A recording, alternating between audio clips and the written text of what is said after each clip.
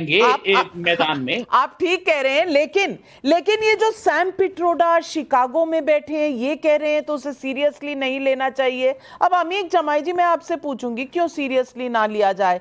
क्योंकि सैम पिट्रोडा का बयान आता है आधी रात को, क्योंकि यूएस टाइम से आता है, सुबह सब लोग देख ही रहे होते हैं, तो उसके बाद कांग्रेस पार्टी की मैनिफेस्टो पे एक प्रेस कॉन्फ्रेंस होती है और उस प्रेस कॉन्फ्रेंस में राहुल गांधी क्या कहते हैं कि हम ले लेंगे, अमीरों का पैसा ले लेंगे और थोड़ा 90% लोगों में बांट देंगे। तो ये सैम पिट्रोडा ने जो कहा राहुल गांधी वही तो नहीं कह रहे। और ले लेंगे मतलब कैसे लेंगे? यानी कि आप कोई टैक्स लाएंगे। वो टैक्स की पोल खोल दी सैम अंकल ने कि ये इनहेरिटेंस टैक्स होगा। तो कांग्रेस पार्टी किसको झुठला रही है? देखिए, इस तरह की बातें सही कही हैं और हमारे जो झा साहब हैं उन्होंने भी कही कि देखिए इस तरह की बातें जयंत सिन्हा जी ने भी कई बार करी। अमित मालवीय ने तो बाकायदा इस पे बहुत लंबा चौड़ा बखान किया हुआ था जिसको उन्होंने डिलीट कर दिया है। और सैम पिट्रोडा साहब ने कोई अगर बात कही है, वो पार्टी के कोई अध्यक्ष नहीं है, पार्टी की कोई नीति पॉलिसी के जो है हेड नहीं है। कभी कभार अब देखिए ना, प्राइम मिनिस्टर नरेंद्र मोदी को क्या क्या बोलना पड़ा, इस्लामोफोबिक स्पीच दिया उन्होंने। इलेक्शन कमीशन सहमत नहीं है ना, इसीलिए चुप है। तो ये सब होता है, राजनीति में बातचीत होती है। मुख्य मुद्दा यह है जो मैं समाजवादी पार्टी की तरफ से यहां रखने आया हूं कि प्रधानमंत्री ने इस देश के स्वेल सेट देश को बढ़ाने की बात कर रहे थे, युवाओं की बात कर रहे थे। उन्होंने आया था 14 में, उन्होंने बोला कि इस देश को वो 2 करोड़ नौकरी देंगे। 14-24 का मतलब हो गया कि 10 साल का मतलब कि 20 करोड़ नौकरी। 20 करोड़ नौकरी भारत में कहां है, किस पते पे दी है, जरा हमको भारत के लोगों को बता दीजिए। अब प्रधानमंत्री को जब यह लगा कि इस देश में 10 साल का सबसे शक्तिशाली प्रधानमंत्री, विश्व का ब्रह्मांड का प्रधानमंत्री, उसको डर लग रहा है अखिलेश यादव जी के सवाल पर कि जातिगत जनगणना का मैं जवाब क्या दूं, एमएसपी पे जो किसानों के साथ धोखा दिया उस पे मैं जवाब क्या दूं, इस देश के युवाओं को जो शहरी रोजगार युवा गारंटी देने की बात थी, अखिलेश जी ने पूछा, मैं अखिलेश जी को जवाब क्या दूं, मैं किसानों के सवाल पर जवाब क्या दूं। अग्निवीर, मैं अभी पूर्वांचल रह के आया हूं मैम, आप सोचिए कि पूर्वांचल में पहले बेटियां जो है ना, उनका सपना होता था कि वो सैनिकों से ब्याह करें।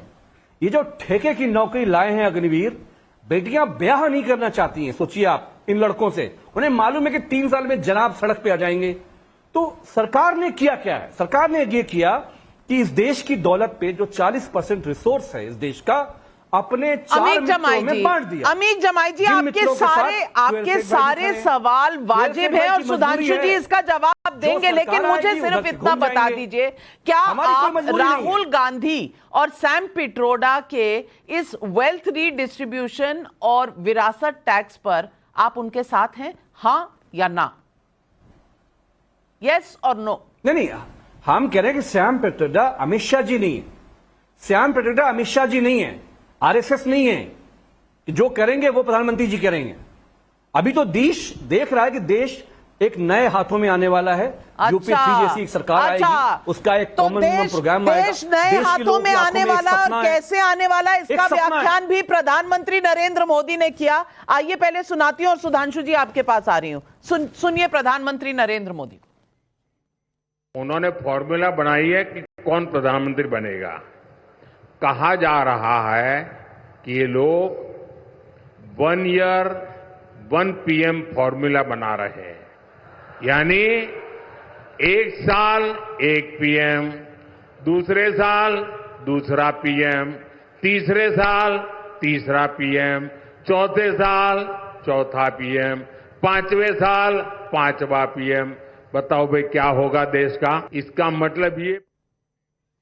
सुधांशु त्रिवेदी जी, देखिए प्रधानमंत्री जी मान रहे हैं, माननीय प्रधानमंत्री जी ने तो फिर भी, ये बहुत खुशी की बात है कि ये पूरा सूचकांक है, ये सूचकांक है। चलिए, 1 साल इनहेरिटेंस टैक्स, अगले साल एस्टेट टैक्स, उसके बाद खून पर टैक्स। नहीं, अब मैं जवाब दे दूं जी। देखिए, अमित जमाई जी ने जो कहा सूचकांक है, उसका जरा सूचना का अंक समझ लीजिए कि अखिलेश जी अभी तक तय नहीं कर पाए हैं कि चुनाव लड़ेंगे या नहीं लड़ेंगे। और लड़ेंगे तो भैया आखिर में अपने ही भैया से कह रहे हैं भैया जी तुम जरा किनारे हो जाना, तो हम कन्नौजे से लड़ पाएंगे, बाकी कहीं से नहीं लड़ पाएंगे। और कह रहे हैं हम 80-79 जीतेंगे। अब देखिए वो दूसरे वाले जो लड़के हैं हो चुका है। वो पिछली बार तो लड़के भाग गए थे लोहिया यूपी छोड़ और सोशलिस्टों का गढ़ है। अरे भाई मैं उसी पे तो अरे बुरे तरह से हराएंगे भारतीय जनता पार्टी को वहां से। अरे जनाब मैं ऐलान हो गया, आप अपडेट रहा करो। अरे भैया सुनिए तो वही तो मैं कह रहा हूं, 79 जीत रहे थे, कौनो सीट से लड़े लेते। आप देखिए आप बोल रहे थे, मैं बीच में डिस्टर्ब नहीं कर रहा था, अपने टर्न पे करिए, दर्शकों के साथ न्याय होता, सबको अपनी भी बात कहने का मौका मिलता है। प्रधानमंत्री दूसरा कौन अब है? दूसरे वाले लड़के हैं दूसरा तो पिछली प्रधानमंत्री बार कैंडिडेट कौन है? लड़के छोड़ के गए थे, अब इस बार तो वो हिम्मतें नहीं कर पा रहे हैं कि कहां से नामांकन भरें। अब सुनिए, पहले शिवपाल जी कहे लड़ेंगे, फिर अपने बेटे को आगे कर दिए। इतनी घबराहट, इतना कंफ्यूजन तो दिखाई पड़ रहा है उत्तर प्रदेश में। और युवराज जी की जो माता जी थी, मतलब सोनिया जी, उन्होंने तो चुनाव से पहले ही राज्यसभा का रूट ले लिया।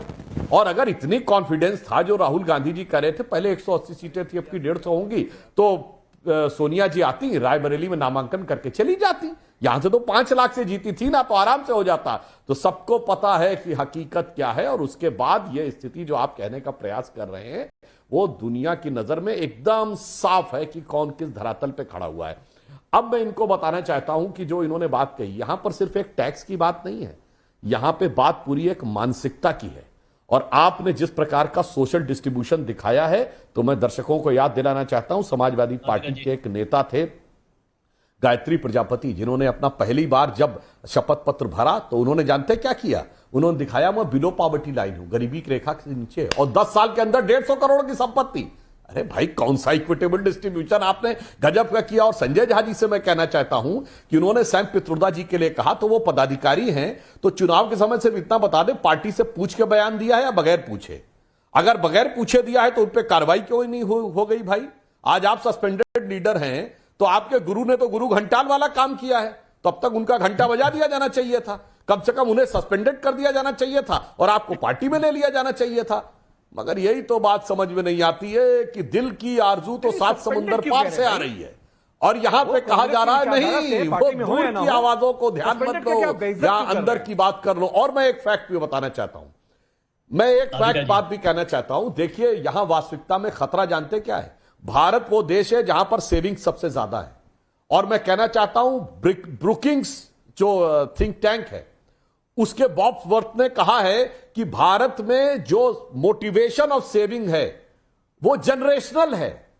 अगर आप ये इनहेरिटेंस के ऊपर ये कर देंगे तो मोटिवेशन ऑफ सेविंग कम होगा। आज भारत में आपको पता है कि personal debt to GDP ratio पूरे दुनिया में सबसे अच्छा है, 43% ऑफ द जीडीपी है। उसका कारण यह है कि लोग सेविंग ओरिएंटेड होते हैं, परंतु आप विदेश की उस मानसिकता से हैं। और मैं कहना चाहता हूं यह वो मूर्खतापूर्ण मानसिकता है, वो सनातन विरोधी मानसिकता है। जो कहते हैं सैम पित्रोदा क्या बोल रहे थे, एक ने $1 बिलियन कमाया, अब सोसाइटी क्या मिला।